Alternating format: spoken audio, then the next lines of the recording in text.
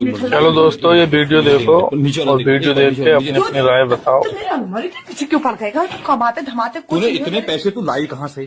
तुम्हारा सर फोड़। तो तमीज है बात करने की? और फोड़ू तो तमीज है बात करने की? मुझे तमीज है, मेरा लगता सर फोड़ है दिखा। हमारी एक मिनट, मुझे यहाँ दिखा, मुझे यहाँ दिखा जरा, ये यहाँ दिखा, मुझे यहाँ दिखा, इस बार दिखा।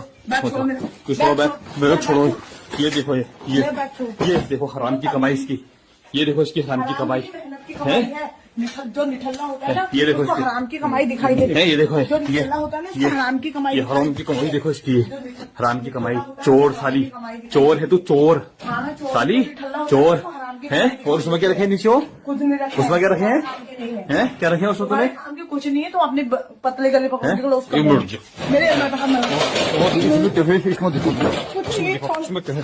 छोड़ो ना। उसमें दिखा, ये देखो, ये देखो, दिखे चोर हरामी है, दिखे चोर, तेरी औकात दिख गई है।